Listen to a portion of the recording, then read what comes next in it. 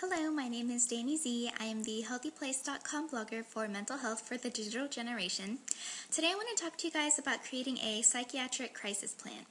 This is something that's really important to me to tell people about because I have experienced psychiatric crisis a couple times in my life, and one time things went a lot worse than I think they had to because I did not have a plan like this in place.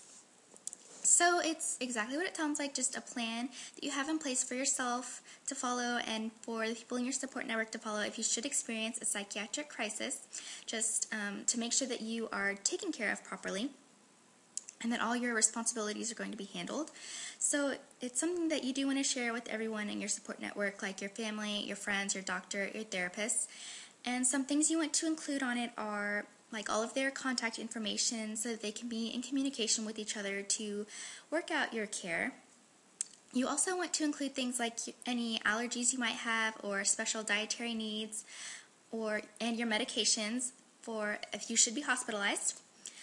Also, you want to include a plan for your kids, your pets, if you have any kids or pets. And you also might want to include a plan for your family to contact your job or your school to let them know if you're going to be missing time or needing to make up work and things like that. So one time when I was hospitalized, I was in a really bad state. I was completely unable to make any self-care decisions for myself, and I think that the hospital was not very attentive to my needs. So for one thing, they didn't know that I had a special diet, so I was not eating very much while I was there. Also, I have substance abuse issues, so they were giving me a bunch of narcotics while I was there too because they weren't aware of that, or they didn't read my file or something like that. I'm not sure what happened.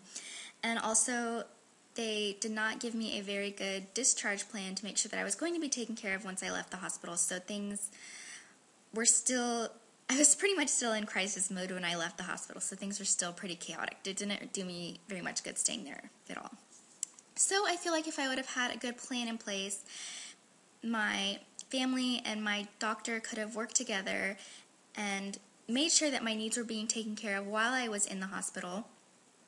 They could have communicated with the hospital. They could have communicated with each other and come up with a good plan for me for when I was discharged from the hospital. I also experienced a lot of issues with school because of this.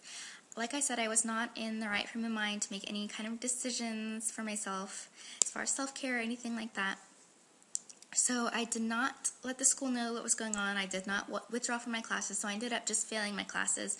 So I do recommend contacting the disability department at your school. You can get the psychiatrist to write you a note letting them know that you do have psychiatric problems, and that if anything like this should happen with you, that you need, I guess, extensions on, the amount of time to get your work done, or just that your absences are excused and things like that. So that's all, guys. Hopefully this was helpful to you, and I will talk to you next time. Bye.